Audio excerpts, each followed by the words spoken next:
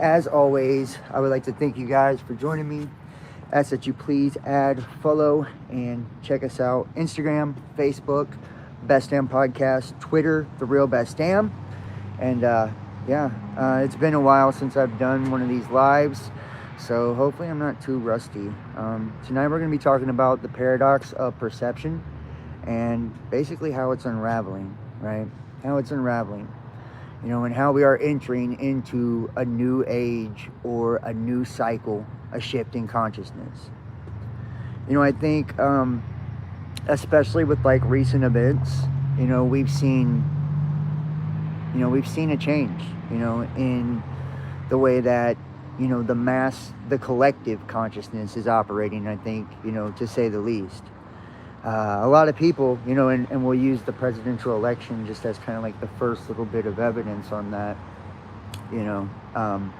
and whether you like, Donald Trump or you don't, and I do want to go ahead and give you a heads up. I am in Cincinnati, Ohio, so if you hear like cars and traffic or backfiring from a piece of shit, it's because there's, it's a highly populated area, so, but like I was saying, we're seeing a major shift in consciousness. We're seeing, like a cycle come to a close. And any of you guys that do study astrology or the occult or, the esoteric arts, you guys will probably agree, that, we have or we are entering into the age of Aquarius, right? We're leaving that age of Pisces, which was an age of duality, right? Where we seen a lot of that influence, be placed on religion, right? Mechanisms of control, government oversight, all of that, right? And now we're kind of leaving that, which is, to me, that's a good thing. And that's why you see the power of religion dying the way that it is, It's not a bad thing. It's actually us becoming unindoctrinated and more enlightened, into our own spiritual power, into our own spiritual power, into our own connectedness and our own unity, right, as a whole, as the universal spirit or universal consciousness, right, God spirit, whatever you want to call it, right, the one, the all. Many people, depending on, what school of thought or, you're looking into, especially with the Gnostics, they believe that the power of this world is run by a demiurge, right? An archonic spirit. And if we look at the word archon, the base means lord or control, right? And the governors of this reality, or the rulers of this reality, and we look at the word government, right? And how it's become the replacement for God, in every aspect of life. It has that archonic undertone, where it's telling us how to live. It's telling us what is truth, what is not, what is right, what is wrong, what is real, what is fake, dictating the reality to us, dictating our identities to us. And you've seen this major detachment from like our spiritual selves, throughout the age of Pisces, especially, in the last recent years, But now as we kind of go through this shift, you see things shaking up. I feel like one of the things that we've seen with the whole Trump MAGA movement, and remember that MAGA, the base word for that, it actually derives from the temple of Set, which is the temple of Satan, right? And MAGA means magus, which means magician, right? And you guys may remember before Trump actually ran for president. I mean, he ran back in 1988 as a third-party candidate. And what he actually did in that one was he undermined Pat Buchanan. You guys may remember that. Roger Stone actually ran his whole election team back then, which he did the first time around before he was fired. So when that happened, they actually smeared the third-party candidate because he was gaining ground, right? Breaking the two-party paradigm, okay? And many people, would, whether you like him or not, he did go to Fordham University. He is a Jesuit, so it's, it's either neither here nor there for a lot of you. But remember, when he did that, it was actually to break that, it was actually to keep in place that two-party paradigm, right? To not allow a third-party candidate to gain ground, because that's exactly what he was doing. He was stealing votes from the two-party system. So they came up with a smear campaign where they said he was with a prostitute and he had black socks on and shit like that. Some of you guys may remember this. Some of you guys may not. It depends on how old you are. But if you check this, you can see like it's historically true. Right. So that was the first time he ran. But then we seen, back, when his campaign against Hillary Clinton, he painted himself as this outsider of the two-party system, right? Like he wasn't one of the globalists, right? This was like the claim to it all, Never mind, him being funded and bankrolled by the Zionists and, his affiliation with Israel and all of that. A lot of people tend to overlook that, especially people that consider themselves truthers or conspiracy theorists. Like a lot of people tend to overlook that, But you may remember before he ran, Maria Abramovich, she's one of the famous Satanists. She's an artist. She's the one that does all the spirit cooking and shit like that with Hillary Clinton. She talked about how if Donald Trump ever became president, that he was the magus, he was the magician, that he would be the one to be able to shake up the collective consciousness in such a way that it would actually awaken the population, right? Now think about what's taken place over the last fucking 8 years, right? Since 2016. Probably the greatest mass awakening in at least modern history, right? Since, all the sunflower kids and shit in the 1960s. That was another, big time, which we seen, Reagan, which, Roger Stone and Trump, they have a lot of associations with, Nixon, as well as Ronald Reagan. That's where the Make America Great Again actually came from, was Reagan, right? It ain't an original slogan at all. So, that's depending on how you believe, or, that could matter, that could not for some of you guys. But, Reagan was also an actor, which we know that Trump has been on television and all of that. You guys remember, like, you're fired and all that shit. That was the beginning of that presentation of them presenting him as a powerful force, right? And that's where a lot of people get the concept, which is a dualistic concept of red tie, blue tie Trump, right? Whenever he's like on his war front, right, and he's doing powerful things, he wears the red tie, right? Because red and blue are the colors of the duality, right? So that's the solar and the lunar right there. The red and blue pillar, or the black and white pillar, or, the sun and the moon pillar, right? And that's how, this duality is kind of brand, it's these two opposing sides, or this illusion of two opposing sides, that we see. In reality, it's God and the devil, right? Or Jesus and the devil, or, the sun and the moon, black and white. And, whenever you look at 11/11, which was a big thing, especially back, it's been way before 2016, but especially back in 2016, when you seen like the mass awakening movement, a lot of people would stamp their shit with 11/11. What 11/11 actually means, it correlates to the Masonic checkerboard floor, which means black and white. So when you take black and numerology, right, and you add up the numbers, it's 11, and white numerology, it's 11. So 11/11 is black and white. It means a duality. It's, the inverse, or the opposing sides. And it's always about that, right? These two pillars, these opposites. That was the whole age of Pisces in these two fish, right? They have one fish. If you look at the sigil for, the Piscean age, it's one fish above and then one fish below, right? And a lot of people associate Christ or Jesus with the fish as well, because, that was the coming of, that particular religious figure, which we've had many of them. If we look at Mithraism and all these other religions way before Christ, it was the same exact story, right? A virgin birth and all of this, because ultimately what that story is, it's about you, it's about you. Christ is a level of consciousness that's actually above the physical paradigm or the physical world, So like I was saying, Maria Abramovich, right? She talks about, and this is a well-known Satanist, right? The one famous for the spirit cooking and all of that. So she talks about how Trump was the great magus, the great magician, and that his presence alone would be enough to shake the collective consciousness in such a way that they would have no choice but to be awakened, right? Now I want you to kind of look back.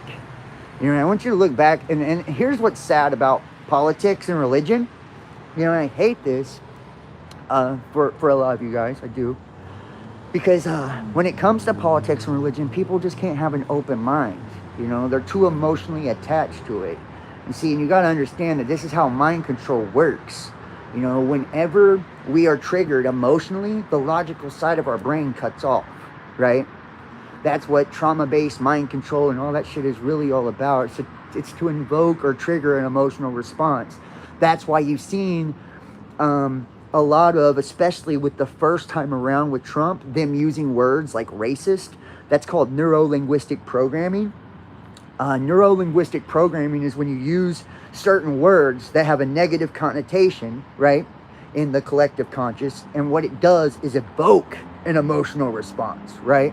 So if I use a word like racist, everybody hears that word and we automatically have this feeling of distaste, right? Because nobody likes a fucking racist. Nobody, So when we hear somebody label one of these things, it's automatically predisposing us to a negative disposition towards that person, that character, And I've talked about this a lot, how character assassination works, how character assassination works, and controlled opposition, and how the best way to control the opposition is to lead it. And I feel like that's exactly what, Trump has been, is controlled opposition.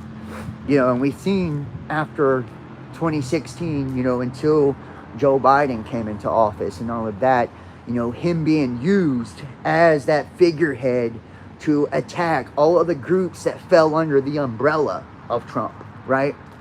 So, just for instance, right, the alt-right, conspiracy theorists, Christians, everybody that fell under that umbrella then became a target, They became a target. And everything that he did, right, as nasty as he was, or as classless as he was, and we know that they painted him, this way intentionally, right? And what it actually did was, it either done one of two things. It polarized people, right? So you were either polarized in one of two directions, right? You were either polarized, A, to hate the motherfucker, right? You hated him. You thought he was just the worst, the most terrible, trashy human being on the face of the earth, right? Because you were polarized to do that by that neuro-linguistic programming, all these negative connotations that they attached to him. Or B, right, because everyone was attacking him, you became a staunch defender of him, right? You loved the motherfucker. You're like, oh my God, without him, we can't do it, right? America's doomed without him, right? So you became one of the two, most of people. I mean, I'm not going to say all of you guys did, because I don't know, individually how you feel about it. But I'm going to say the majority of people did, right? They fell for that, And it's, and a lot of people want to get into their egos, when it comes to these kind of things, and be like, think it's attacking their intelligence and shit like that by saying we got duped, and it's not at all. It has nothing to do with intelligence, right? These are the most, advanced tactics of psychological warfare that you could ever fucking imagine, and they have been harnessed and refined for, probably the last, at least the last 60, 70 years, right, by the United States government and other governments of the world. So, I mean, it's you're no slouch if you got burnt by this. You know what I mean? At all, actually. You're no slouch at all if you got burnt by this. I mean, every one of us has in some way, shape, form, or facet. We've all been blistered by, the mind control and the propaganda and all of this. And you can say that the United States don't do that, and that would just be untrue. Every government of the world has a form of propaganda, right? And we call it patriotism and all of that. What do you think that is? What do you think that is? Where they're pushing all that, through the media, right? Which is a medium, to try to get you to support, their pro-war movements, their laws, And a lot of these oversights and laws are actually detrimental to your fucking freedoms, right? And we can see that as evident by, the war on drugs, right? Still to this day, there are many people, especially minorities, that are just, they're fucking slammed by the war on drugs that happened decades and decades ago. They'll never see the light of day, because of these mandatory minimums that were imposed because of the war on drugs, right? Same thing with the war on terror. You guys see all of the Arab and Muslim Americans and all of those people that were just smoked by this. Good people that were trying to migrate to the United States because they wanted opportunity. And then they got here and they got treated like fucking criminals. You know what I mean? And they were probably better than a lot of the Americans that already lived here, truth be told. But, this has been different forms of targeting. And I was actually talking about this with my girlfriend's mother about 9/11 and shit like, that actually took place. And the Patriot Act. The Patriot Act was a compilation of terrible, terrible laws and acts and shit that could not be passed on their own volition. They were just so un-American and unpatriotic and illegal that none of them, were able to be passed. They were just a whole compilation of that kind of shit. And then after 9/11, right, and the terror attacks, then all of a sudden, they put it all in one big giant fucking package, right, called the Patriot Act. And, that's what happened, And then we've seen the NSA and all of that, and they were able to illegally surveil Americans. They didn't have to tell them. And then, just to kind of go and show you that Trump is part of the machine, if you don't remember, the reauthorization, the 2020 reauthorization of the Patriot Act, that was Donald Trump, right? Just saying. So, and that even made it worse, right, with the FISA and all that shit. So, it got cranked up a notch. They updated that shit. So, and a lot of people, they don't understand. And I've done a lot of videos, and you guys can, I haven't done a video in a while, and I'll tell you why. It's just been because I've been having health issues. Not to get like really deep and all that, but just been seeing a specialist. They think I have bladder cancer and all kinds of weird shit. So I've just been not too hot physically, so I haven't really done anything. But I'm trying to do some shit again and just basically try to get back into my life. Really. Is this the Diddy party? I guess. I don't know. The Diddy shit is just a distraction, just to be honest. Who gives a fuck about Diddy? I mean, honestly, that's what they do with entertainers. Most of the entertainers are distractions. I could give a fuck less about a guy who dances around and makes music. Honestly, he's got no real influence on this world whatsoever. Like, honestly, he don't make laws. He don't, he doesn't decide anything, any policies or nothing. So, like, just the truth, all of that's distraction. Who cares if he has gay sex? It's not my business, And all of those artists and shit that went along with it, that's on them, that's on them. And that's the proverbial Faustian bargain, right? Selling your soul, where you compromise your morals or values in order to, have some sort of gain, personal gain, selfish gain. And we do that in a multitude of ways, especially in society today, where, and a lot of people believe the 40-hour work week is the prime example of that, right? Where we sell our dreams, our passions, and not everybody. A lot of people do what they love.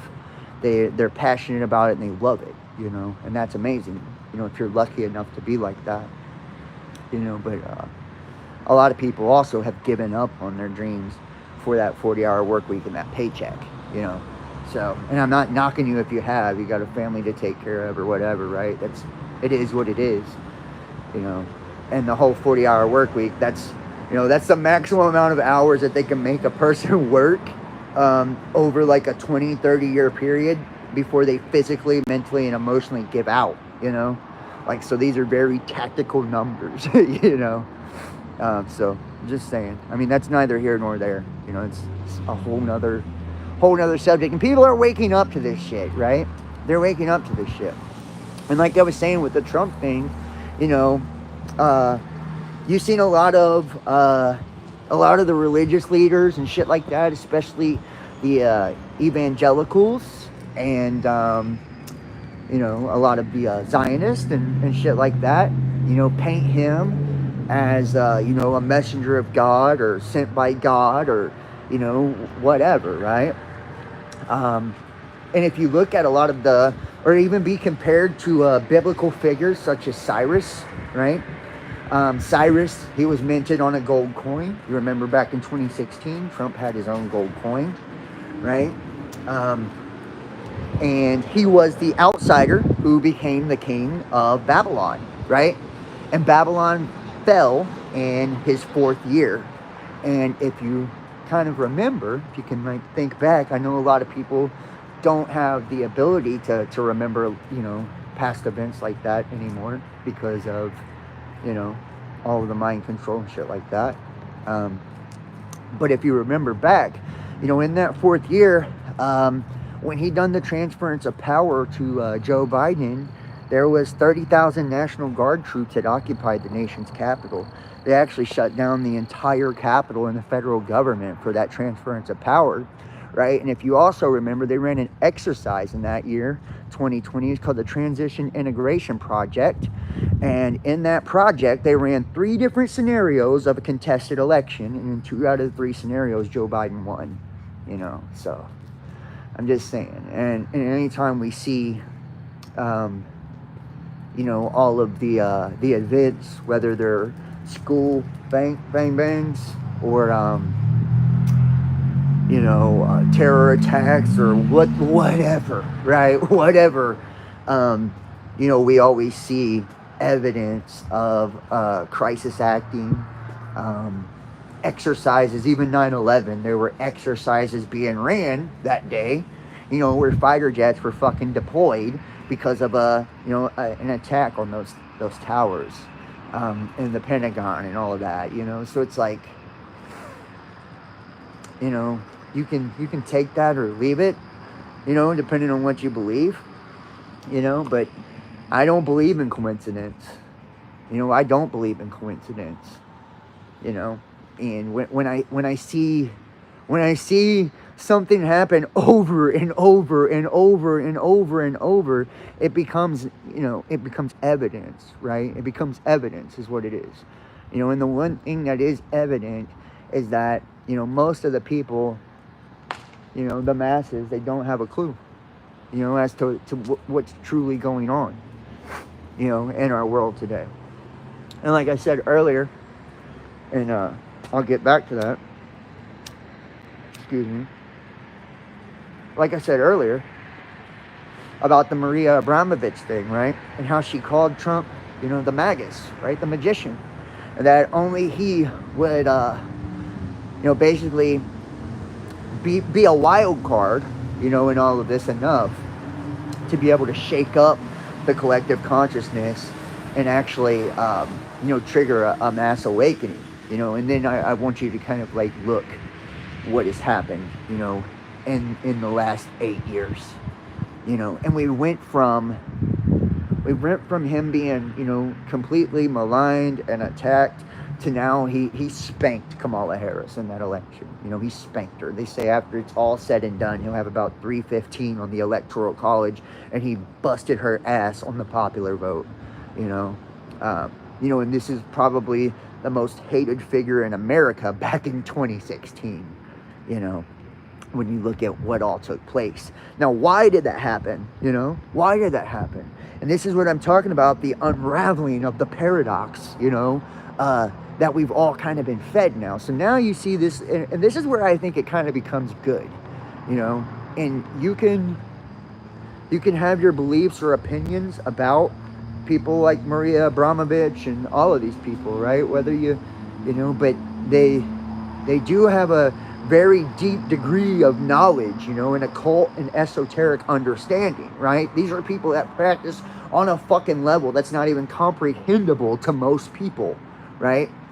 When it comes to spirituality and magic, and that's what, and this class of people, what we call, the elites and all that, they're indoctrinated into this shit. How you're indoctrinated into the little poverty version, right? The exoteric, the external understanding of all the religions, they're indoctrinated into the esoteric, right? They grow up that way.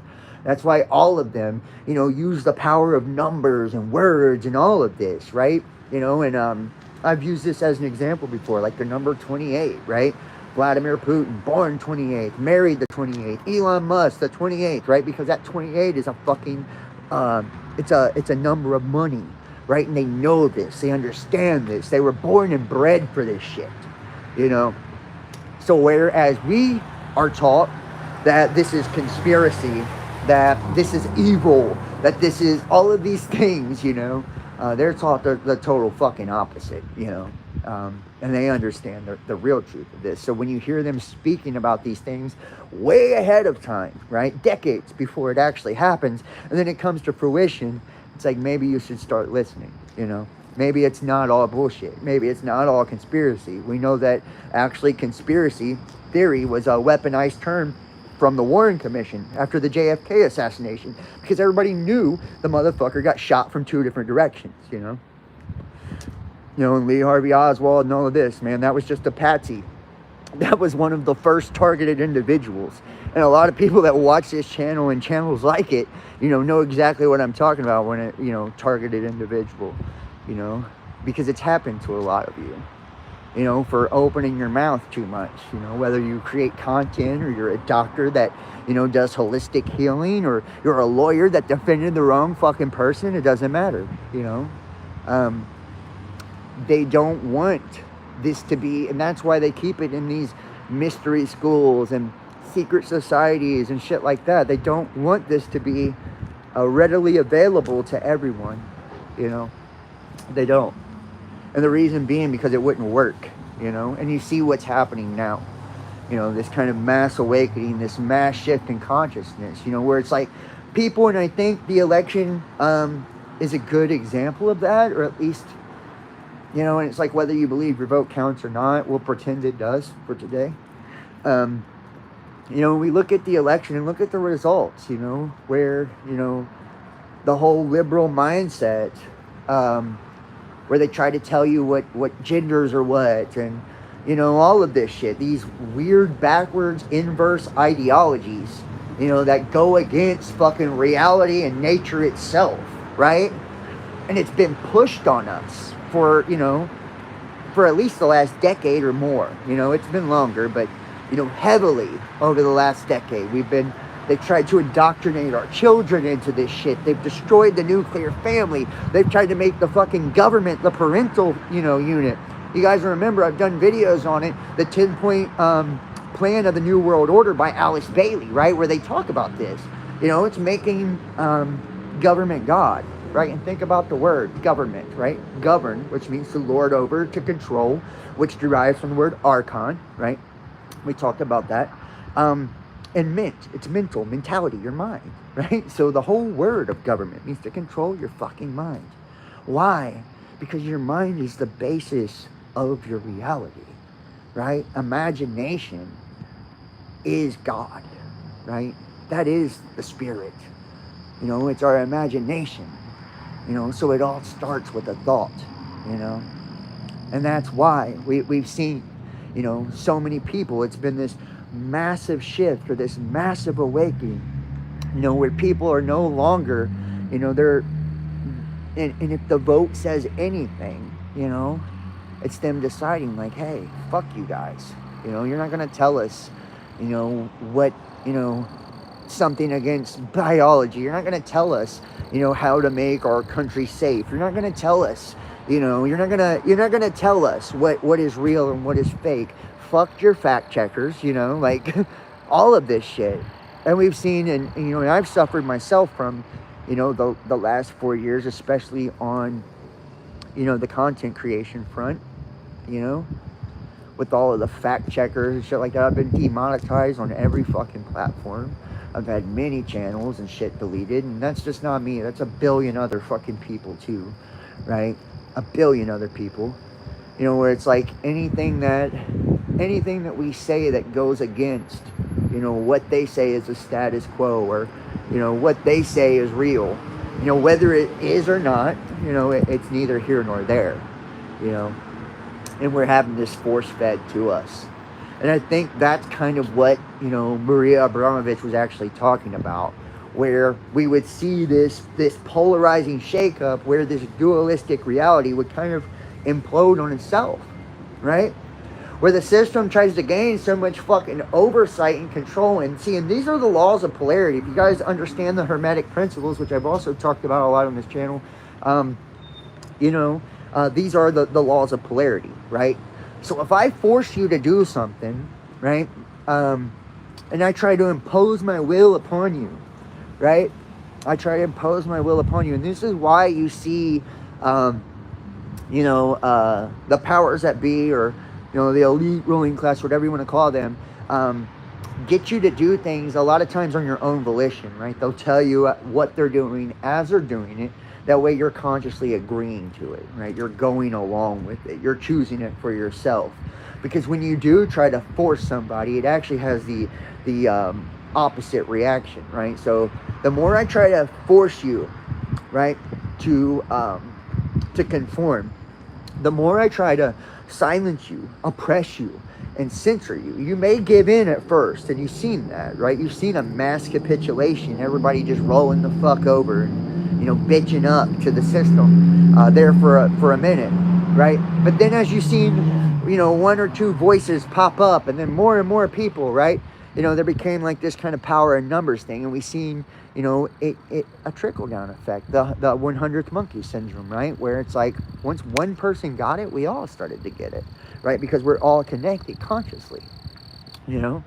And the more you try to force somebody, you actually get the opposite reaction from that, you know? And those are the laws of polarity, you know? Those are the laws of polarity. So if I force censorship on you, if I, you know, force this, you know, this false version of reality, this false paradigm on you, right? What it's actually going to do is put so much pressure on you, it's going to force you in the opposite direction, you know? And that's what we see, this mass shift in consciousness, going away from what they were actually trying to get us to do. It's like, oh, they want to create an anti-American sentiment. Well, what did it do? It created, you know, mass patriotism, you know? They want to create this nihilistic, fucking atheistic, materialistic version of society. What has it done? You know, you see more spiritual people now than probably ever before. You see more people that study metaphysics, the occult, right? And just have this larger awareness and understanding, you know, and are tuned in and tapped into consciousness than probably ever before, you know? The more they've tried to silence us, the more that people now speak out. You can see this, it's a common thing now. You know, it isn't just a couple of content creators like, you know, in 2016, it's everybody. Now everybody don't give a fuck, you know? We're all saying what we want to say. We're all doing what we want to do, you know? And you've seen, especially with, you know, and I think, you know, and I've talked about this, the war on drugs, the war on terror, well, the war on COVID was the last round of something like that, in my opinion, you know, where they forced everybody in their homes. They shut down the economy. You know, we've seen the mass censorship on them telling us, you know, what was real and what was not, and all of this, you know, and it's like, I think that's where people kind of like drew the line, you know, where it's like people eventually said, enough is enough. And speaking of enough is enough, if you've ever seen the Illuminati card game, you know, I believe it's 1991, Stephen Jackson, who is allegedly the great-great-great-grandson of Nostradamus, right? There is a card for Donald Trump, you know, and it's got him screaming on it, and it says enough is enough, and it says any time, any place our snipers can get you, you know. And then what did we see in this round of the election, right? Him getting shot in the fucking ear, you know, the assassination attempt, you know. And whether that was real or staged or whatever, you know, I'm not here to tell you either way. What it was that had that polarizing effect, right? You know, people are like, oh, and now you're going to go after our dude, you know, right? This guy's going against the machine in a lot of people's opinion, and you're going to try to kill him now, you know? And if you guys, depending on what you believe in the Bible, the Antichrist takes a fatal wound to the head and lives. You know, you've seen him being compared to King Cyrus, the outsider who became the king of Babylon. Babylon fell in the 4th year. I told you, the 30,000 National Guard troops occupying the nation's capital during the transition of power, right? Or Nebuchadnezzar, right, who was proud and gets cut down, right? The king who was not, but is yet to come. I mean, depending on how you look at it, right, he was, and then he was not, and now he is to come, right? I'm just saying, depending on how you look at it, a lot of people, have compared him to the Antichrist, And remember, the Antichrist deceives everybody. He deceives everybody. I'm not here to tell you that he is or he isn't. I don't fucking know. I'm just here to say, maybe we should open our minds and consider. And see, like I said, when it comes to politics, you cannot, in religion, you cannot talk about these things because people, they can't handle it. They just can't fucking handle it. It's just the truth. You start talking about religion, they become so offended and so emotional, over that discussion that they can no longer ingest it. It's fucking overload, emotional. They get mad, they shut it off. They're not able to be open-minded about these kind of things. Same thing with politics. They'll think, oh well, this guy's just a fucking wacky liberal, not knowing that I voted for the guy. You know what I mean? Like, I wanted him to win. I didn't want Kamala Harris. I believe they're two wings to the same bird. But and a lot of people talked about how Kamala would be the candidate this time around. If you looked at iPet Goat and all of this, there was a lot of that being telegraphed, and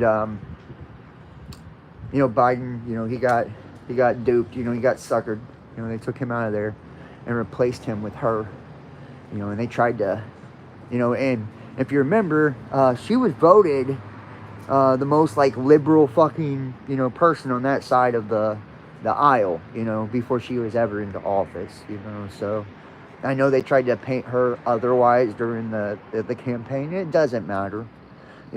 I believe, we need a balance of both. There are some socialist policies that are actually good for the country. We should have fucking health care for everybody. That's every nation in the world does. We're the richest nation in the world. That should be a thing. Education should be free all the way up to university. Should be free for everybody. These are just, there should be, I believe in universal basic income also, and as we see the rise of AI, and, with things like Social Security and shit like that, our elderly, they should get the same, minimum wage that, they should get that for their living. We should take care of our elderly. We should take care of our children, we should take care of our disabled. We should do a lot more. Whether people agree or disagree is neither here nor there. But I just believe when you're this big of a nation, and you're sending, some billions, to fucking Ukraine, and you could solve homelessness, with a third of that money, you got a fucking problem.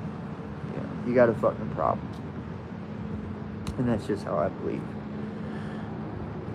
Hey, I do want to say thank you.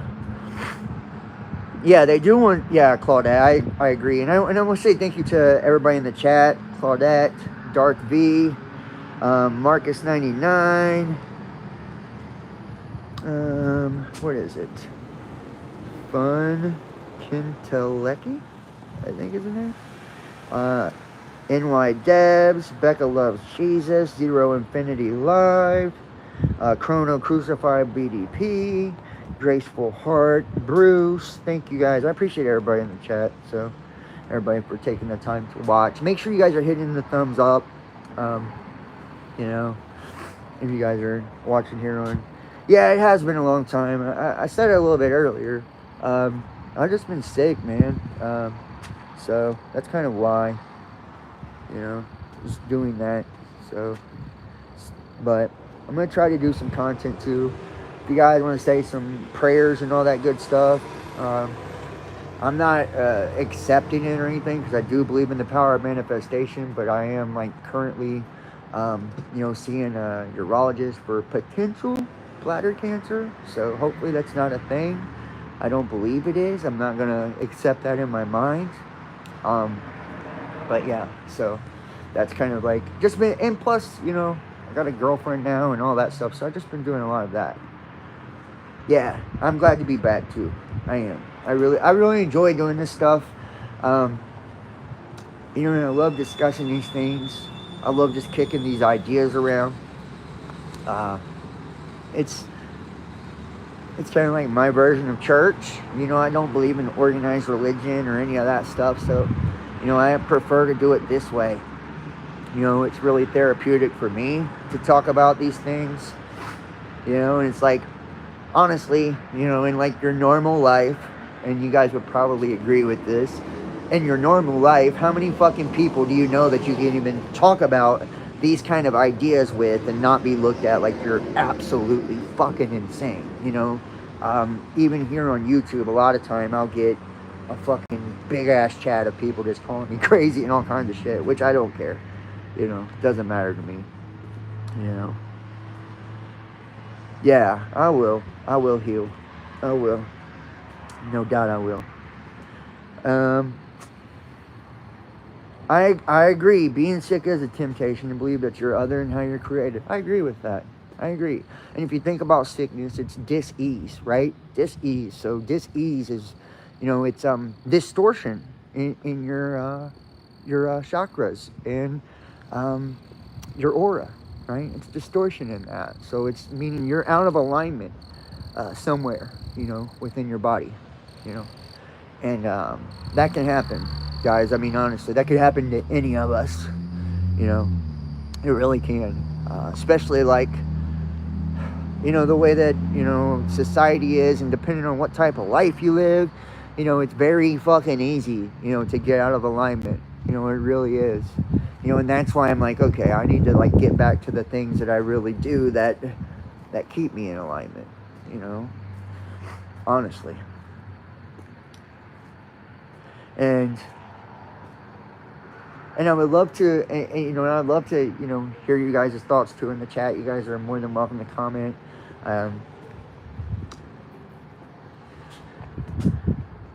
Well, I mean, hey Tyler, it's nice to see all of you guys.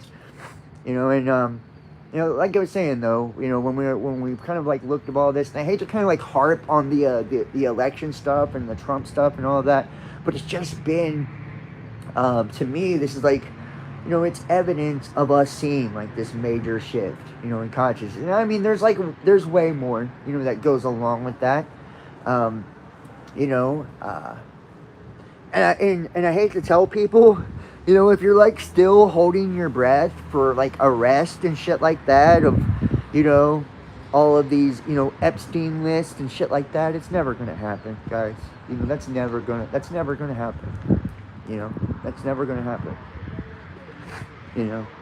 That's what all that really was. When they were like unveiling that through, QAnon was a psyop, we all know that. And when they were like unveiling all that through the media and, these different outlets, that's as close as you'll ever get to closure when it comes to that shit right there.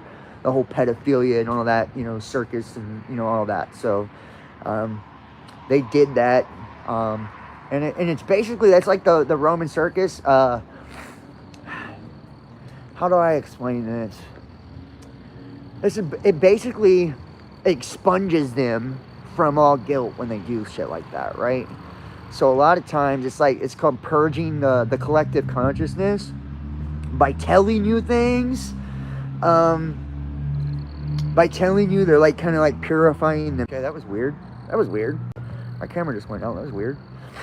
But that was weird. And I'm talking about this now, and then all of a sudden, the camera just kicks off. I don't know if you guys seen that or not.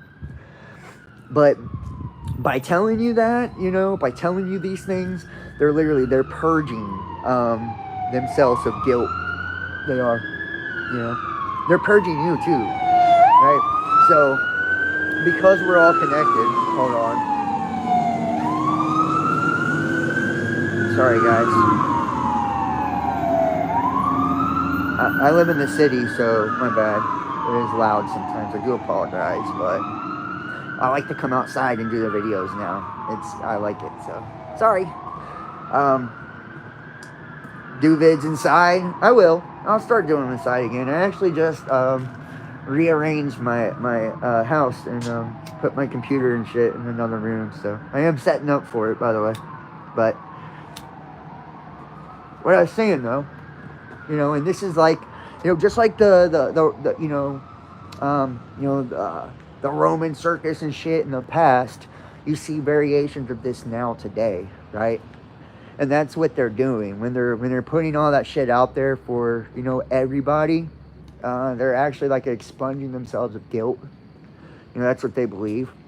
You know, a lot of times, you know, especially in witchcraft, one of the best tactics in witchcraft is to get you to do it to yourself, right? So let's just say hypothetically, and I'm not, but let's just say hypothetically, you know, I was trying to hex you or curse you or, you know, get a hold of your brain, right, and do something terrible to you, right? One of the best ways I would do that is actually telling you in different ways of what I was doing, you know, whether that's through images, it's music, videos, whatever, right? Text message, I mean, it can come through a multitude of different medias, right? It doesn't matter how it comes, you know, and I can even, and a lot of times, because this is how kind of consciousness works, when you're operating on an extremely high level of consciousness, and a lot of like the yogis and you know, gurus and shit in ages of the, you know, the past, they were able to tap into this too. But it's not just for good people. You know, you guys heard of hemispheric synchronization or the hypnagogic dream state and shit like that. These are different ways to amp yourself up, to get both hemispheres of your brain working together, right? You can get your third eye to open without being a good person. You know, I'm just saying, you know, it's really all about sound and vibration and shit like that. And that's why you know, you see a lot of, you know, meditations and shit, their own, right? Because that vibration, right? But when you can get that part of you accessed, right, you then have the ability to not only tap into the mask, right, which is the lower aspect, it's you. So my mask is John, right? That's my persona, right? That's who I think I am. That's the individual fragment, right, that I believe I am, but I'm actually not. I'm actually God, right? And so are you. We all are, right? And once we have that ability to tap into that real high state of consciousness, we can actually hear it. We can hear ourselves in everybody and see ourselves in everybody, you know? And a lot of people can hold that state for long periods of time, you know? Yogis and shit like that, right? Gurus.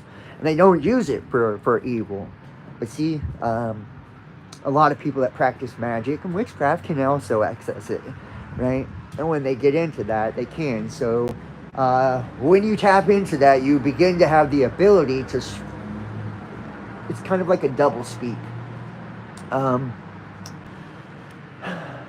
where things take on two meanings. And that's why Christ in the Bible, if you notice, he spoke in parables, and he would say shit like, truly, truly, I say unto you, or verily, verily, I say unto you.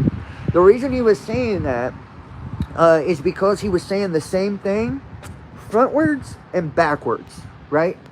So even though he's in this like super high state of consciousness, he's trying to tell you, like, there's no deception in what I'm saying, right? There's no inverse meaning in what I'm saying. The same thing I'm saying to you frontwards is the same thing it means backwards. I have no hidden meaning in this, right? This is just truth, right? This is just truth, right? No deception, no guile in what I'm saying. Truly, truly, I say unto you. Verily, verily, I say unto you. He's saying it both ways. This is true, right? Now, not the same with a lot of other people, right? So when they're saying things, a lot of times it has two different meanings, right? And you'll see this with, you know, kind of like a double speak. But they're saying one thing to you and it sounds one way. So you're interpreting it as one thing being said, right? You know, you believe they're saying whatever, right? But actually on the inverse, they're saying something totally different, you know. And they can speak in such a way. And we see this a lot with advertising. We see this a lot with, you know, TV and, you know, radio and internet, you know. And this is, you know, we've talked about neuro-linguistic programming, all of this, right? And it has this ability to kind of speak to both levels of consciousness, you know. And you, so weird. But you know, by agreeing to a lot of this, accepting and ingesting a lot of this, right? You're going along with a lot of the things that they're, you know, they're pushing on you, you know. And a lot of people believe, which is a lie, you know, a lot of people believe the only way to, like, overcome this world, you know, is, like, selling their soul and shit like that. And I promise you it's not true, you know. That's a deception. That's a trick, you know, a trick and a half, you know, like, but a lot of people go along with it. They think, oh, well, the God of this world. Sorry, that's not true. There is no, it's not the God of this world, you know. That's an entity that has put itself in a position to try and, like, ingest all of the information, but it can't happen, right? It's impossible. And because it has that ego, that distorted aspect of it, you know, it'll never truly be God. It, you know, you can't say a created being can't be the creator, you know. And it's like, and a lot of people fall for it because so many people have given themselves over, you know, to that entity. I'm not saying it's not powerful. It is, you know, very powerful. And it can deceive a lot of people, you know. But if you've ever noticed, those that are really, really tuned in to, you know, Christ or God or the Creator or whatever, right? They're always attacked and sometimes even destroyed by this entity. And why is that? Because they have access to a different level of awareness, right?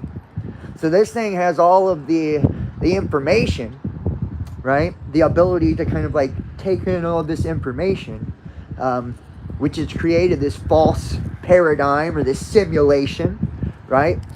That we kind of live in now. You know, and by doing that, it's, you know, it's channeling all of that information. It's got all of that, right? So it seems like it's the master of reality. But the truth is, you know, we actually reside somewhere outside of this. And if we can tap into that, you know, this reality can't hold all of it, you know. And when we're tapped into that, we become unpredictable, you know. So it can predict the day-to-day, the physical world. You know, and it can predict it in such a way that it seems like God. You know, you'll believe, like, fuck, this, you know, this entity is God. You know, but it's not.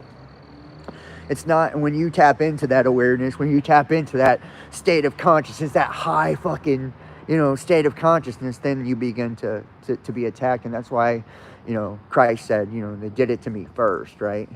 You know, they hated me first.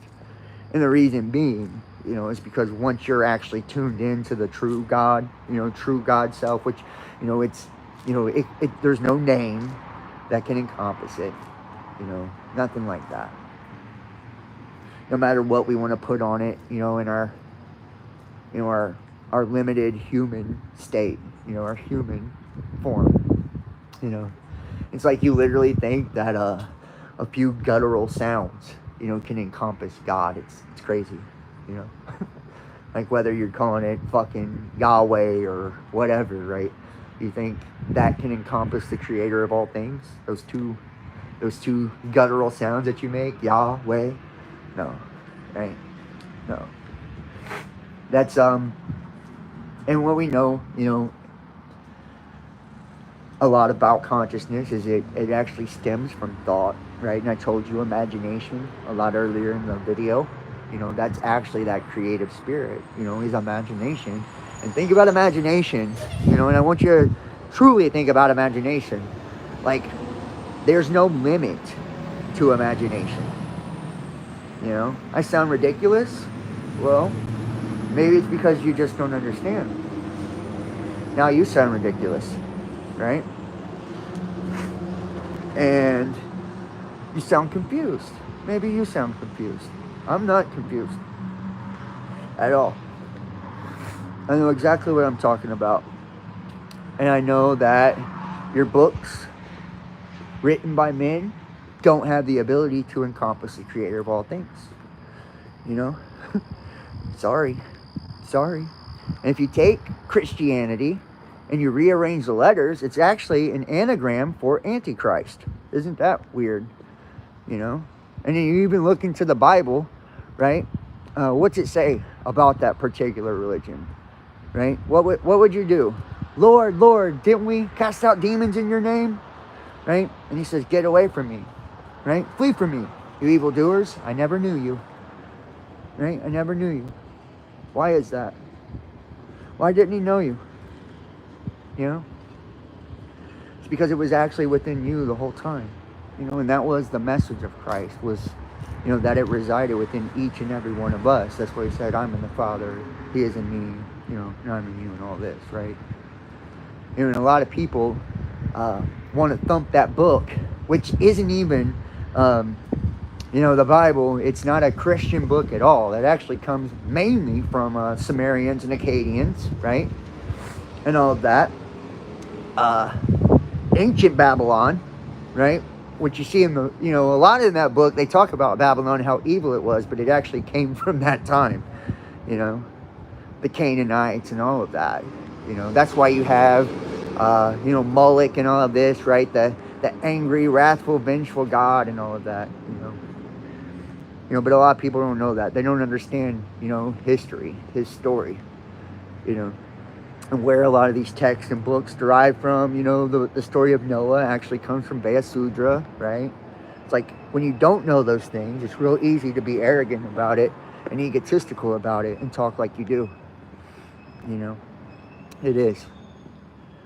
You know, when you understand that these come from older texts, way older texts, the actual oldest, right? And that a lot of the languages that we have derived from other languages, when we start to look at, you know, the Hebraic and the Greek meanings and the etymology of these words, they don't mean anything of what, you know, our modern day religions have indoctrinated us into believing, right? And I said this quite a bit. If we look in Genesis, right, just in Genesis alone, and we were made in the image of the Elohim, right? Elohim means supreme magistrates, right, which is angels, messengers, watchers, stars, the luminaries, right, the heavenly host. And what is God? He is the Lord of hosts, right? And we're made in the image, and image means a phantom, a projection, or an illusion, right? So when you hear things like a simulation theory, you know, or the Ark of the Covenant, right, things like that, what is the covenant? It's represented by the rainbow, right? That is like the sign, you know, of the covenant with God. And what is a rainbow? There's 7 colors, 7 principles representing the 7 days of the week, right? Representing the 7 main planets, right? The 7 sons of Satan, right? Also, right? See, people don't understand these things, so they don't understand where it actually derives from. An arc actually represents the firmament, which is a prism, right? It is the collective third eye for the entirety of the collective consciousness. Outer space represents the outer psyche, right, of human consciousness. So it's outside of our collective psyche, right? And that firmament acts as a lens or a prism, right? Where that light, right, from those 7 main chakras, which correlate to the 7 chakras as well, the 7 colors of the rainbow, the 7 planets, which rule the 7 days of the week, right? They are filtered or separated, right, or divided, right, as they go through that prism or that arc. That's what the Ark of the Covenant actually is. See, people don't understand this. You know, it's called soul luminescence, or star in a jar. It's a scientific principle of how we're actually created, you know. So we do derive from the stars. We are the fallen angels, actually. So, you know, we are God. We are. You know, and it's our imagination that can create anything. You know, we can decide what our lives are like or what they're not. And if you want to limit yourself to, you know, whatever you've been indoctrinated into believing, you know, perception is reality. That's your limited little reality then. You can have that. You know, you can have that. You can be as weak and minuscule and as unimportant as you want to be. You know, but also you can, and God says, I give all things to you, right?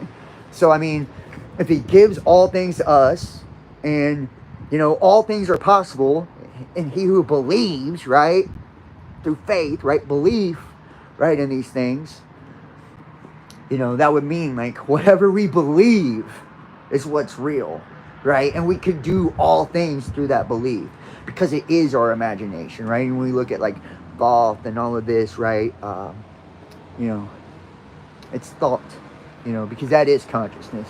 The ability to communicate with ourselves, it comes from language, right?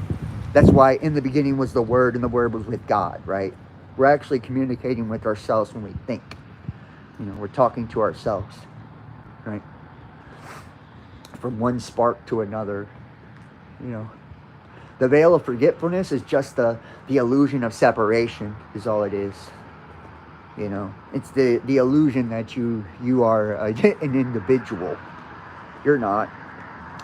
And that's where, you know, if we look at like the Bhagavad Gita and all these different spiritual texts that talk about reincarnation isn't you coming back in multiple lives, actually. It's you are part of one infinite flow of life, dude. You know, so when you die, and think about it, before you lived, before you were alive, I want you to kind of remember, because you can't. I want you to remember what you were before you were here. You can't. You can't. Why is that? Why can't you remember? Because you were part of that infinite flow. Right? And that's what you'll go back to. That's what reincarnation is. Right? You never truly die, because they're, you know, it's just that infinite flow of life continuously manifesting itself in different creations, from plants to animals to people. That's why when you, and people are the pinnacle of that, you know, the universal awareness experience in itself. And when we look at that too, you know, that's why in our DNA, right, which is our genetic code, or, you know, our binary code, whatever, right, we see that we have everything. We have every molecule here on earth within us. We have every plant, every animal, everything. It's because we are God, right? We are, you know. And you may be at the top of the food chain this time, but you may not next time. I mean, I don't know exactly how it works, but neither do you. So it's really all speculation. And when we look at religions, you know, what you see over and over and over, you know, is the one thing is like the love principle, right? And the frequency of the earth, you know, is synonymous with the frequency of love, you know. And a lot of people, especially in like these new age movements, they want to kind of like push, you know, the whole love thing on people. And, you know, but when we look in like the Bible and all these religious books and religious texts, you know, one thing that we do see, and I love this, and I was talking to my girlfriend about this the other day, is that God never gives us a reason for why he loves us, right? Why is that? You know, why is that? If you've ever really thought about it, I mean, really get your brain cooking around that. Why has God never gave a reason for loving us? It's because it's unconditional love, right? So if he gave a reason of why he loved us, then that would be a condition. You know, see, we have conditions, right? You know, even as much as like I love my girlfriend, I have conditions, right? If she cheated on me tomorrow, you know, I may still love her, but I wouldn't be with her, right? Like things like that, you know, vice versa. If I'd done something atrocious to her, right, whether she loved me or not, that love would end eventually, right? It would die out, you know. But God's not like that. No matter what you do, you know, that is the ultimate loving principle. You know, and the only thing more powerful, actually, on a frequency level than love is authenticity. Is authenticity, you know? And I think that says a lot, you know, to like just us, you know, and like speaking to like being who we truly are, you know, and like people always try to shame you if you're not conforming to uh, the same principles or whatever ideas that they are, you know, conforming to, right? But that wouldn't be true and authentic to me if I was like you. You know, if I did what you did, thought how you thought, I wouldn't be me. You know, and I think a lot of us, we do that because we want to be accepted, right? We're taught that from a you know, in our adolescent age. You know, we're bullied in school and shit like that for being different. You know, and we basically have the authenticity beat out of us by society. You know, and we're no longer brave. You know, we're like no longer willing to be different. You know, daring to be different. We're no longer willing to be eccentric. We're no longer willing to be true to who we are as people.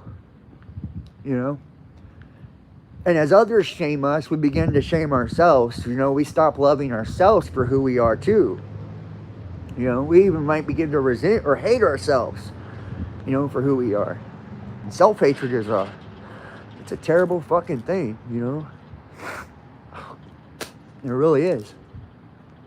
Because once we begin to do that, man, you know, it opens the door for a lot of things. You know, whether that's like addictions and just all different types of indulgences. It's because we have a hole in our soul, right? You know, we need to fulfill something within ourselves, and I think every one of us can kind of relate to that in some way, shape, or form. You know, I don't know. Maybe you're like super enlightened, and I just don't know it. But I haven't reached that point yet to where it's like I just have reached perfection. I don't know if that happens in this life. You know, and think about, you know, this universal spirit that has it's infinite probabilities experiencing itself. So think about this, right? In order for it to learn all things, right? And to like experience all realities, all probabilities, all everything, right? It goes under the illusion of separation, you know, and it comes in the form of us, you know, where we have this, you know, ignorance is bliss, this blissful experience of, you know, remembering, right? Which is, and think about the word remembering. Remember, etymology is like the key to understanding, right? When we remember, we're putting the body, right? The members of the body back together, right? We're remembering, you know. It's like, you know, how amazing is that? You know, how cool is that? To just even think that we get to be a part of something like this, to even think that we get to have this experience, you know, and I think a lot of times we lose sight of that, you know, and we get caught up in all the bullshit, you know, of the things like, you know, the different religions and all of that, you know, and if you think about what demons are, right, I am legion, right, legion, just saying, you know, it's like we get this amazing experience of just like to be an individual, or think we are, you know, and you know the world is literally a stage, so we get to play the part we want to play. We choose the role that we play every day by what we accept, what we reject, you know, as our reality. The labels we accept is our identity, you know, all of these things, these play into, you know, what role we play on the world stage. And we can be as big or as little as we want to be. We can be as important or as insignificant as we want to be. You know, and there's no right or wrong to it. It's like what works for you and what makes you happy at the end of the day. That's what's gonna, you know, be the best, bring the most fulfillment to you. At least in my opinion, you know, I don't know anything. And I think that is the beginning of understanding, is knowing that we know nothing, right? Because we do. Like, none of us know shit. You know, none of us know shit. And what I actually believe, you know, we're just now coming into a new age or a new cycle of consciousness to where we're even beginning to scratch the surface on true knowledge and understanding. Remember, like the Bible says that, knowledge would increase, right? In the last days. And the last days don't mean the end of the fucking world, right? Revelation means revealing. Apocalypse means revealing, right? It's a revelation. It's a revealing. So it's like everything that was once hidden from us, we can now see, right? If thine eye be single, then thy whole body be filled with light, right?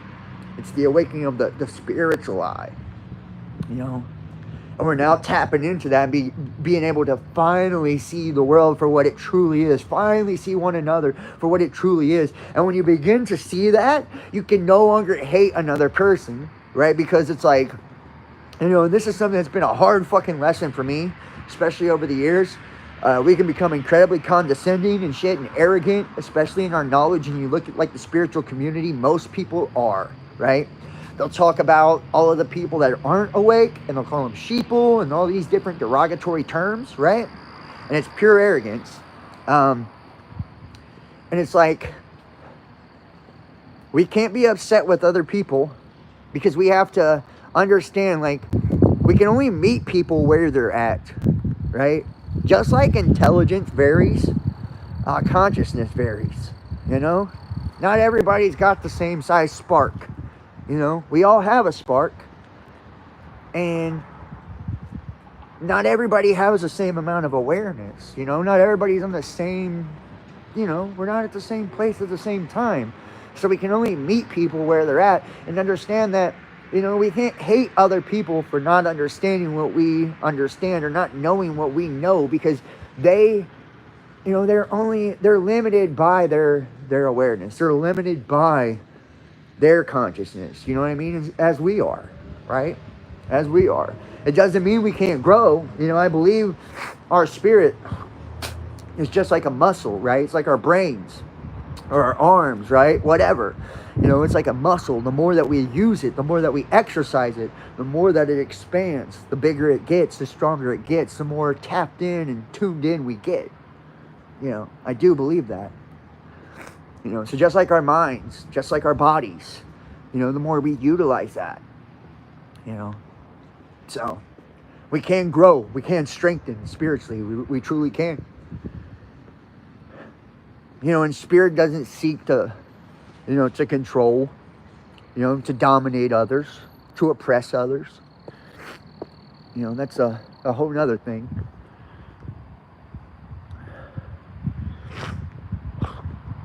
Okay. Well, I'm sure you got all the answers. Whoever you are. Here. Let me help you out.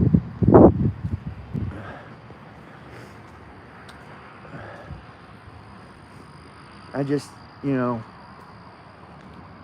I don't have time for that, it's like where I'm at in my life, like I just could care less. Like it's not a competition to me about how much I know compared to other people. I don't give a fuck, And I think, that's like, we've lost sight of it. Like when we're walking around telling everybody, nope, you got it all wrong. Like we're all speculating. We're like, my perspective is the same as yours. We're all sitting on this fucking ball, or whether you think it's a pizza, a ball, or whatever, a donut, I don't give a fuck. We're all sitting down here on earth, with the same seat. Nobody's got a better seat in this house. We're all watching the same movie called life.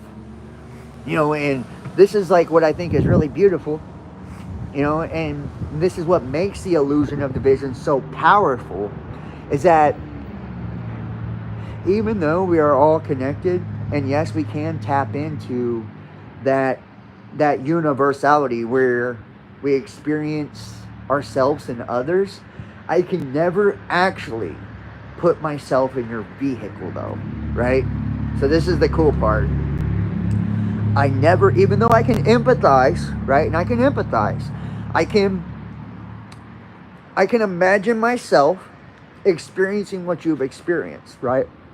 I can imagine myself living through what you've lived through and empathize with that. And, I can feel it from what it would be like for me.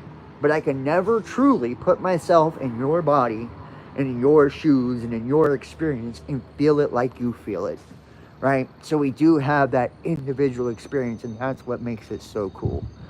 And that's why it's so hard for us to, especially when it comes with like spirituality and consciousness, for us to try to tell someone else, what their truth is, or what their, what they feel, believe, think, like, it's like trying to tell somebody like what something tastes like. It may taste good to you, but tastes like shit to me, It's like, it's impossible. It's impossible. And I think it's pure arrogance, like we see a lot of this, and it's like, and I talk about it a lot, especially like the New Age movement. I swear to God, guys, it's probably the shittiest fucking movement on the face of the earth right now. I'm sorry, and I use that label for just a lack of a better term, right? But it propagates, and it's like a distorted version of like spirituality, where they tell us like, they call it self-love, and it's really selfishness, right? When you see like, all of these great spiritual leaders over time, whether it's Jesus or Buddha or all these other, there's been a billion of them, right? Prophets and messiahs and all of this, right? When you see like their version of love and God's version of love and all of this, right? It's when you put others first, It's when you sacrifice others. It's not this perverse version that we're fed today in a lot of the conscious communities, where it's like, you love yourself first, right? Everyone else behind you. It's like the world's been doing that for forever, right? Like, the world has been selfish for forever. Like, and we're taught that this is like the true version of love, It's like, it couldn't be further from the truth, You're not doing anything profound by putting yourself first. Every sack of shit political leader, every dictator, every motherfucker that you see on television, right? All of these people, that their universe is no bigger than themselves, do this, So you ain't being some high consciousness being by putting yourself first. That is bullshit. I hate to tell you, we, and a lot of us too, and I'm not going to say everybody, but, a lot of us, we don't understand that, like, we're meant to enlighten ourselves and better ourselves so we can be better for others. A lot of the things that you're given in your life, whether you're blessed with fucking money or whatever, talents, gifts, whatever, right? Whatever you're blessed with in your life, it's meant for you to have that abundance of talent or wealth or whatever, to be able to help others with it, We lose sight of that, It's like we have this idea of like, oh, well, the more we get, the more for us, we try to hoard everything, and that's what, it's created the society we live in today, where everybody's materialistic, and, their world is no bigger than them. They can't even conceive of anything outside of themselves. That's why, you needed something like COVID, or you needed something like a worldwide something to be able to awaken everybody, because you know what? They didn't give a fuck until it impacted them. And that's the truth. They could care less, until they were impacted in a first person way, right? Till someone they loved died, till their income was destroyed, till their freedom was taken, right? It wasn't an issue, right? But now that it's hit them personally, right, in some way, shape, form, or facet, now it's a problem, right? While we watch third world countries suffer and starve and all this, nobody gave a fuck. Nobody, right? We've seen revolutions going on for fucking decades and decades and decades, right? All over the world. We're oppressive governments and all this, and we ain't gave two shits. But once it happens to us, all of a sudden it's an issue, right? I mean, that's just the reality of things, And I'm not here to shame anybody or anything like that, it is what it is, right? And that's what we've seen. We've seen the world finally You know, they finally decided to do something about all this shit because it's finally hit them at home, right? You know, you seen your brother get destroyed and it didn't bother you none. You know, you seen them homeless and starving, didn't bother you none. You know, but once it hit you, all of a sudden it's like it's some real shit now. It's like, okay, shit just got real. You know, shit just got real.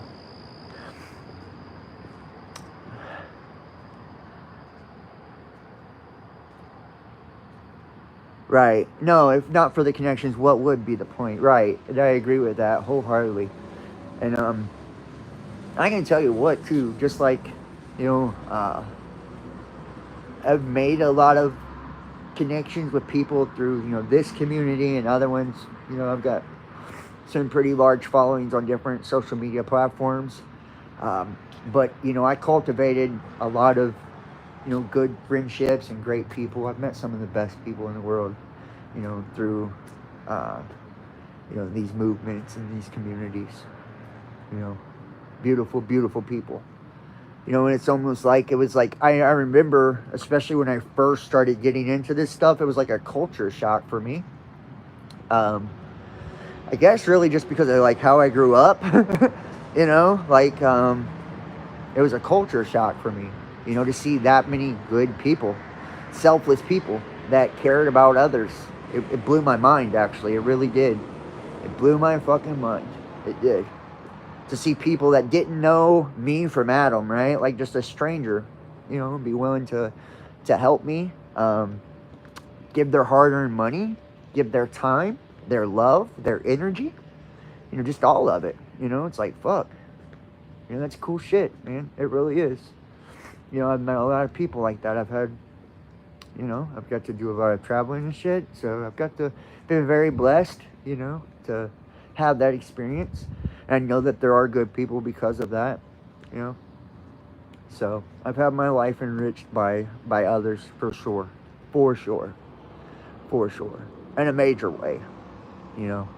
And people, you know, and it's like, no matter, you know, like how many people I, you know, had follow me or anything like that, I was always willing to learn, to be open to new ideas. And I learned so much from so many different people, just, you know. And it's like, if we look at ourselves, kind of like everybody is like, and I love like when we look in the Bible, you know, the cherubim, and how it's like this angelic being with eyes all over it, right? And I kind of look at us as like, you know, and we are the cherubim and seraphim, in my opinion.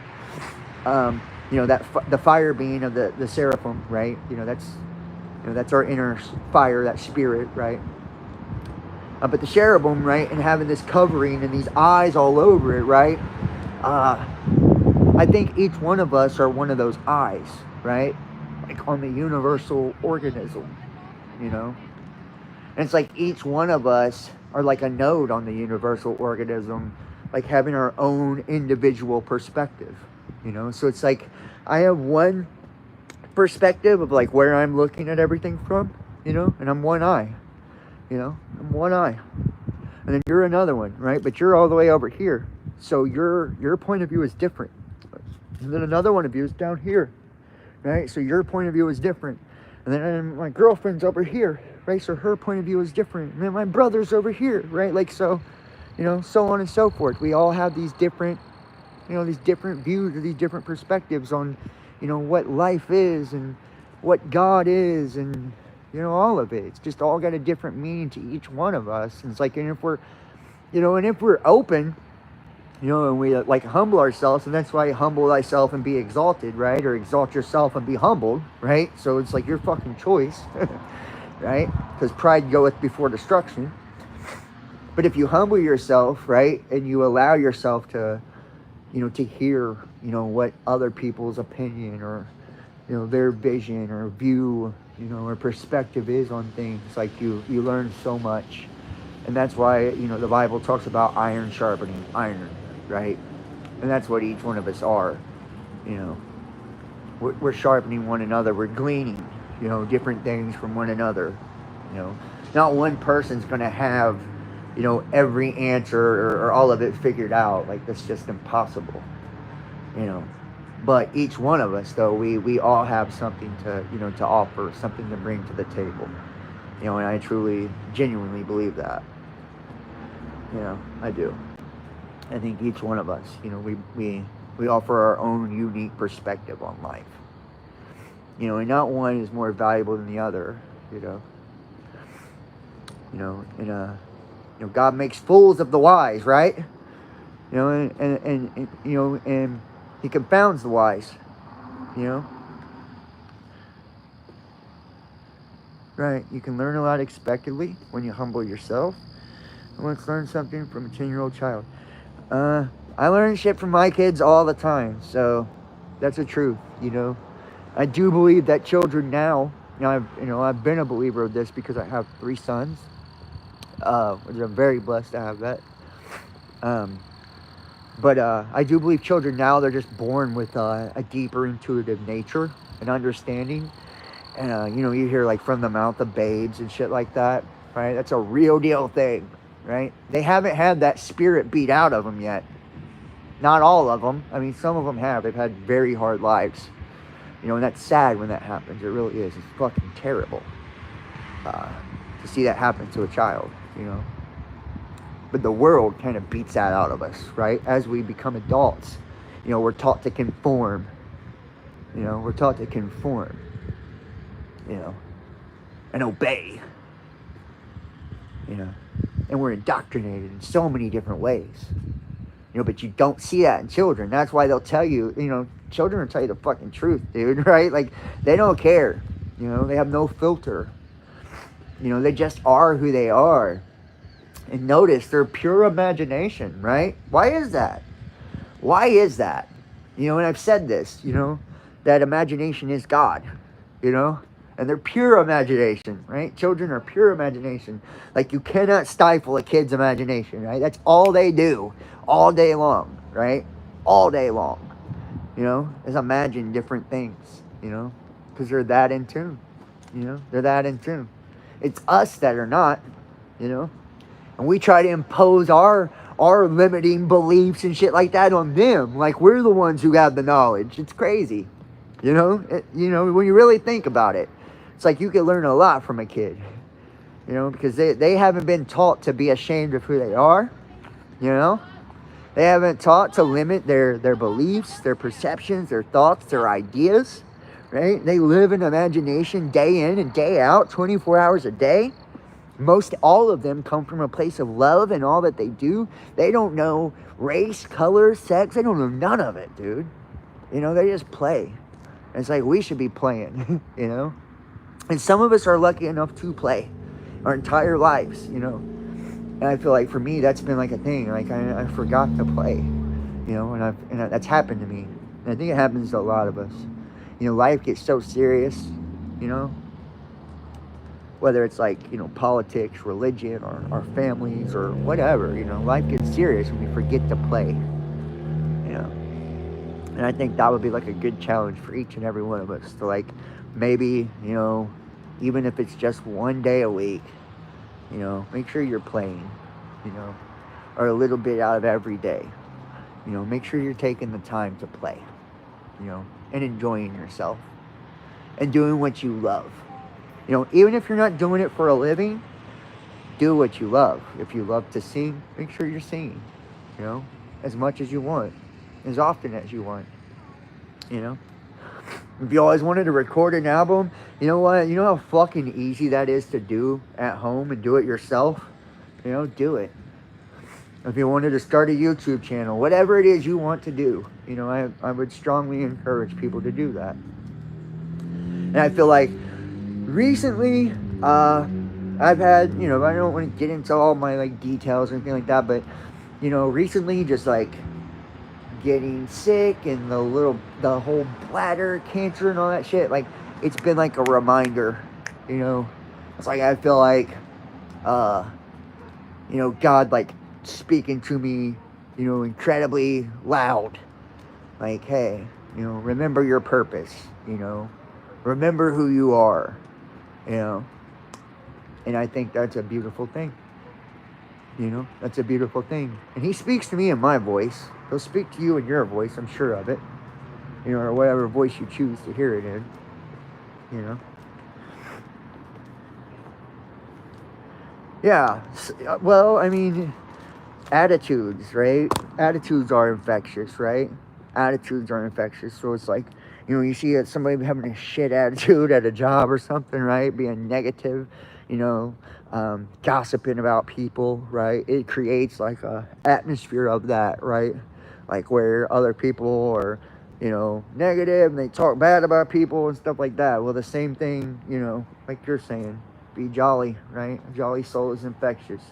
Yeah, it absolutely is, you know, because, you know, when we have like that passion, like people want to be passionate too. When they see passion, they feel passion, right? It like ignites passion in them, you know? And we lose that. We lose that in our fucking relationships, you know?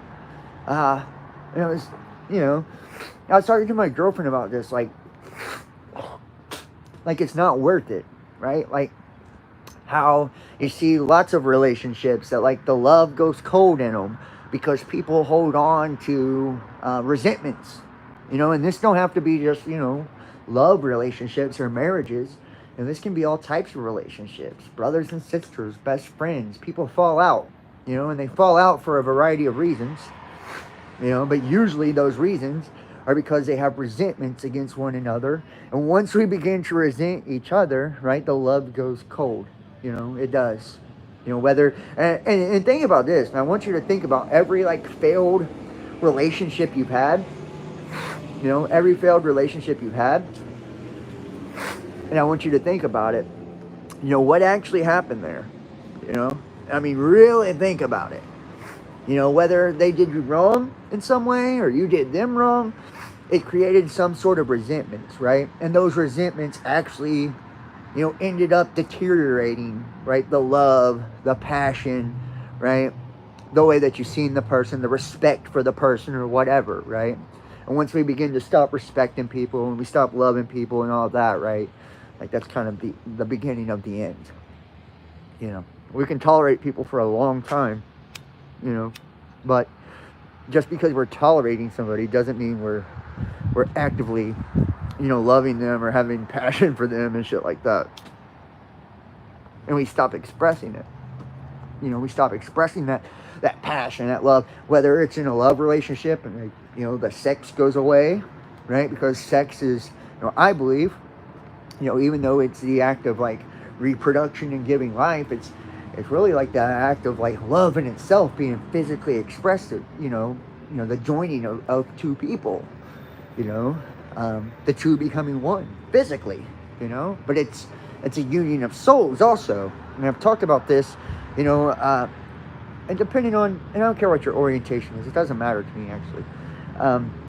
But that masculine, you know, what it does is imprints on that feminine, right? That's the act of like reproduction, you know, we imprint. You know, that's why a female, she holds the DNA, right, of every male she's ever been with. And she holds the genetics of her children for the rest of her life, right? Because she's like a canvas, you know, a blank canvas, if you will, you know. And the male is that phallic, like a stylus, right? You know, and we're like writing on them spiritually, you know, and we're commingling our spirit, you know, when we do that. You know, and it's like this beautiful act that takes place, but we stop really having that desire, you know, for one another when we start holding resentments, right? We stop having passion, and passion doesn't have to always take place that way. You know, it can take place a variety of ways, you know, but that's just one example, you know, and we see a lot of that, you know, happen where the love, the compassion, and all that disappears, you know, from our relationships and from our connections because we hold resentments towards each other. You know, that can, and the more we do that too, and if you think about that, you know, the more that we do that, the more we justify, you know, and you've heard of like the evil eye, right? This is like the beginning of that, really. You know, the evil eye, all it actually is, and this is why certain cultures, and I know the Greeks do it, and other cultures, but I know for a fact the Greeks do. the first 40 days that a child is born, they don't allow anyone outside of the immediate family to see the child because of the evil eye.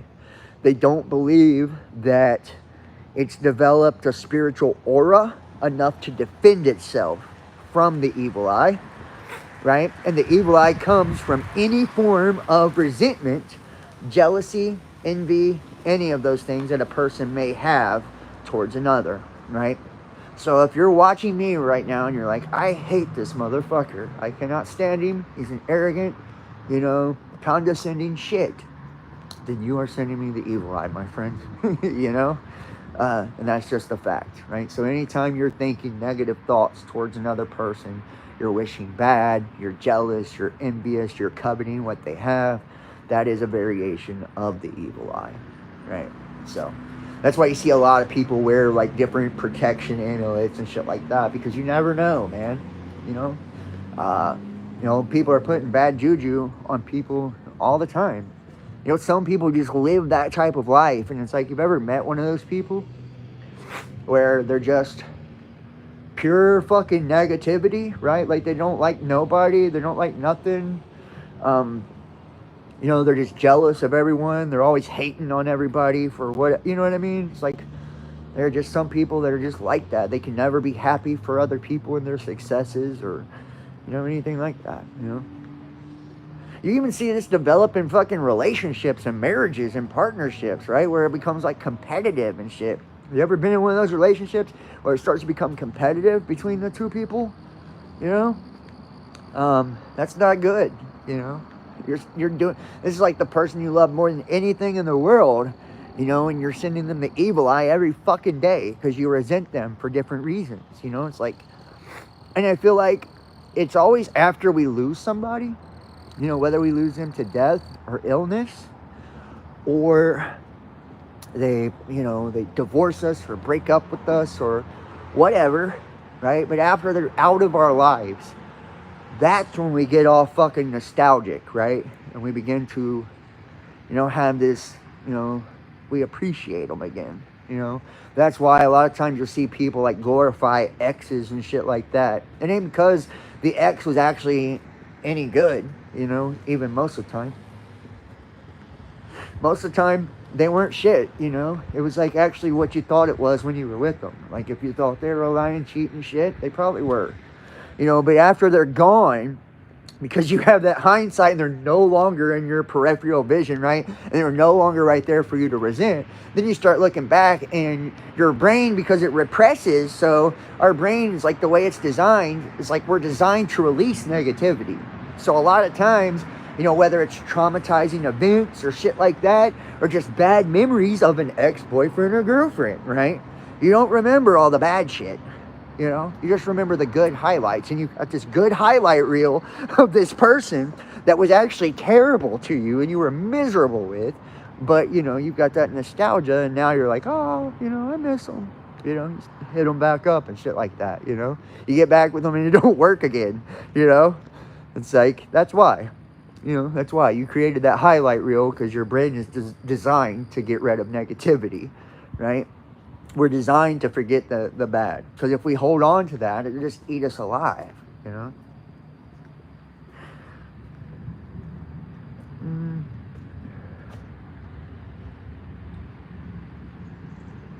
Yeah, well, I mean, I would agree with that. A lot of people who do have everything money-wise don't have a lot of God in them. Some people do. Some people, and I don't want to say, like, there's a blanket for everybody, but to your comment there, some people who are very wealthy are incredibly spiritual, and they're just incredibly blessed, and they use their wealth and money and finances and all that to help people and to give, and, and that's why they have all that abundance and blessing. But yeah, you're right. A lot of people that attain wealth, you can't be a good businessman a lot of times and be a good person, That's why you see like a lot of these corporations and shit like that, they do incredibly shrewd dealings, right? And shit on their employees, and everything's designed to, to one up everybody that's serving them, to make, to serve the bottom line, right? Because, And I'm not to say that like every business is like that. They're not. There's a lot of great business owners, that do their employees wonderful. They take great care of them and they appreciate the shit out of them. You know, they're grateful for the service and the work that that employee gives to them, or all of them. But then you do see like a lot of you know the real super huge ones. That to serve the bottom line, they fuck a lot of people over. So we do see that. It's almost like you can't be a great person and be a great business person, But I mean, I think you can. I think that's just one of those, those false, the paradigms that we're taught, We're like taught that you can't be successful in business and be a good, loving person. I think it's just a lie. It's just a lie. We create the reality that we want. So it's up to us at the end of the day. We decide, what our lives are like. We decide. If we believe we're infinitely abundant, and if we believe that, all of our needs will be taken care of, I believe they will. I do. I believe they will. I mean, of course, we have to add action into the mix and all of that. I mean, it just don't happen just by sitting and, wishing on a star type shit. But, we gotta add all the elements, imagination and action and all of it. If we're acting, and to me, that is a true mark of faith, right? Like if we're taking action, it's because we believe so much, we're willing to put our energy into it, It's like you believe in an idea or a principle to such an extent that you're willing to like put your money where your mouth is. You're willing to like put your hard, your sweat and energy into something. Like you really have faith of it, you believe in an idea that much, you're willing to actually, put it into the physical world. So, at least that's just my opinion, But everything starts as a thought. Everything starts as imagination. Hearing your 10-year-old daughter say that it's the best day of her life ever several times lately oh, that's beautiful. I love that. That's so cool. That is so cool. Yeah. Well, that's what I mean. Like, our kids are like some of the most, at least mine, inspire the shit out of me, for real. My 8-year-old son thinks I'm the greatest thing since sliced bread. I can do no wrong in my children's eyes. And that's been a big thing for me because I'm such a hermit. I mean, I am a Virgo, so I mean, I guess I'm a hermit by nature, right? And I'm a role model hermit too. So, but, I'm such a hermit though. My children have been like a huge thing of like strength for me just over the years. No matter how down on myself I get, no matter what I go through, they're just super, super inspiring because, they've always just seen me as dad and, like I can, no matter how much of a fuck up I am to society, like I'm not to them, and sadly, we judge ourselves based on like our social status, right? The social hierarchy, how much money do we make, what kind of car we drive, our home, our marital status, just different things like that, the shit that we accumulate, which, none of that shit really means anything at the end of the day. That does not, the amount of shit you have doesn't, has nothing to do with your character, some of the wealthiest people in the world have the worst character, in the world, so people that mine fucking cobalt and enslave Africans and shit are incredibly wealthy. Do you think they're good people? They're terrible human beings, doing that to children and everything. So, I mean, and a lot of people that have like these incredibly, we've seen like the whole pedophilia and child trafficking shit. That's like, that comes from somebody having such a huge fucking appetite, that they're bored with just, the norm, bored with just the norm. So they got to do some really wild out there shit, to excite them, and of course that, that's a very sick spirit anyways. It's a very sick spirit to get into a state like that, to where you're like willing to harm children and shit like that for excitement. I mean, that goes into a ritualistic, nature. It's got a ritualistic side to it. So there is that. And I've covered the book. It's got a few different names, but it's the Grand Clavicle of Solomon. It's a Luciferian text. You know, I mean, it's got the name of a Luciferian text. I don't think it's actually Luciferian.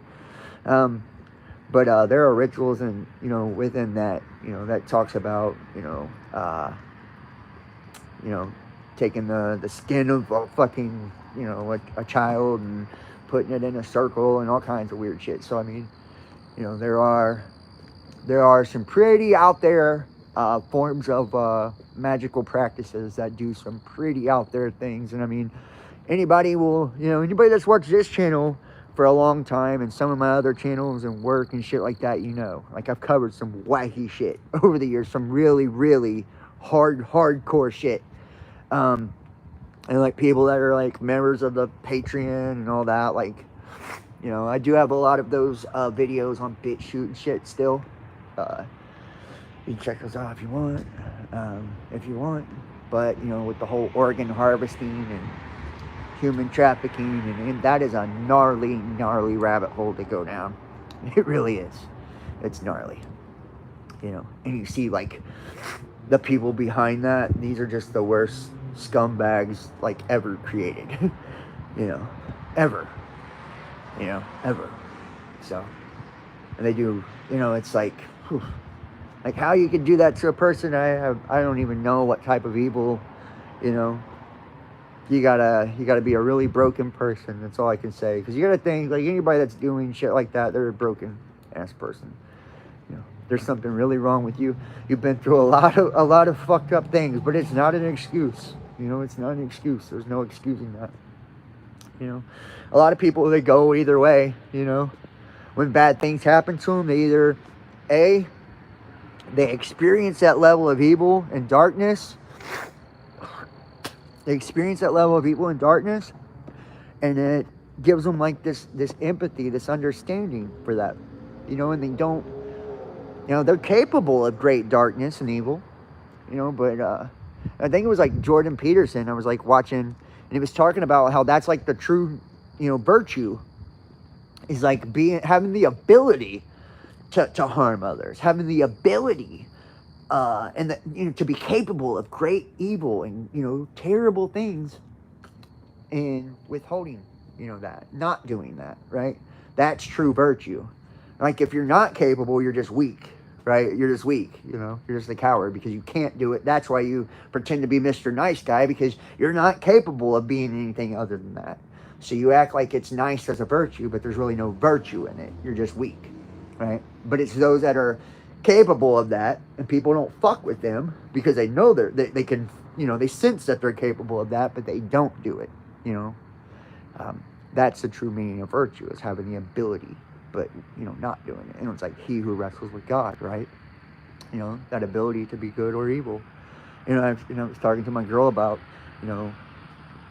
every person that's capable of amazing good, they have that inverse side of them. They're capable of amazing evil also. Like we all have that dualistic nature to where we can do both. And like I was saying, like, people either go one of two ways. When they're experienced incredible traumas and terrible things in their life, they either have this amazing empathy and understanding of pain and darkness, right? Because they've experienced it firsthand, and they don't want to impose that on another person ever, right? They understand it and the real damage it does, and the harm, and like they have compassion and empathy, and they never do that to another person. They'll defend others, like they become defenders against that almost, right? They help others. They bring healing into the world because of that. And then you have those that go the opposite direction, right? They become the proverbial kid with the magnifying glass, right? It's like, I understand how to do this, and because I was hurt, I'm going to hurt you worse, right? And this is a lot of times in relationships, the whole narcissist empath paradigm, and they say as much of, the codependent as you are will be as much of the narcissist that you'll attract, right? So it's always that balance, that polarity. So as much as the narcissist as you are, as much as the codependent you'll attract, right? So it's like only when we find that balance, and we all have both sides within us, everybody does, you know, but that codependent nature attracts that narcissist, right? You know, and, you know, that equal opposing force, you know, and we see them, you know, feed off of those people, you know, and a lot of time when we experience things in a relationship, whether it's a person that like cheats on us, abuses us, or, you know, they're emotionally unavailable, what the fuck ever, right? They're manipulative, they're liars, let's just, you know, whatever, right? Just insert whatever.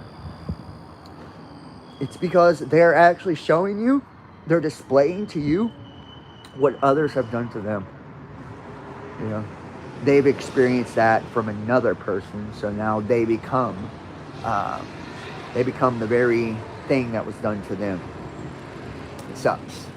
You know, it does. It sucks. So it's like, that's their defense mechanism, is like, oh, well, you know, I was cheated on, so now I better cheat on others before it happens to me, right? I was abused in my life, so now I abuse others, you know, so it don't happen to me. It's like, you know, it's like a good offense is a good, you know, the best defense is offense, right? And it's almost like that mentality, you know, which is sad. It is sad. It sucks. But, you know, and that's where self-love actually does come in, you know, it does. You know, we can love people, sometimes we can't love them through certain shit, though. You know, sometimes they need the experience of, like, losing things that matter to them and shit like that, you know, so. We don't need to play God for nobody, you know, but we also, I never believe somebody should just allow themselves to get abused, you know, ever, so. I am going to wrap this one up. I do appreciate all of you guys for joining me. It's been amazing. I loved doing it. So, if you would like to donate support to the channel, you can do so. PayPal.me, The Best Damn Podcast, Cash App, Best Damn Podcast, or join me on Patreon, patreon.com, Best Damn Podcast Official, or Facebook Messenger Pay, facebook.com, John Keane, Best Damn Podcast. Follow me, Instagram, Best Damn Podcast, Twitter or X, The Real Best Damn, and Facebook, Best Damn Podcast. All the links are in the description. I also put them in the chat way back at the beginning. If you'd like to book a personal tarot reading, text 513-393-2396 or email therealbestdampodcast@gmail.com. Thank you guys so much for watching. Please hit the like if you're in the chat. Share this link. Get it out there for me. That's the best way to help me out. And subscribe and click all on the notification bell. And I'll probably be posting this on all the other platforms. So no matter what platform you're watching, make sure to follow, like. And I love you guys. Thank you so much for watching. And I will see you next time. You'll have an awesome, awesome week. Thank you guys. I love you. And I appreciate all the prayers and all that. So like you said, I've been dealing with some little health issues, so just pray for me and all that good stuff. The power of prayer is just insane. So I love you guys. I'll see you next time. Peace.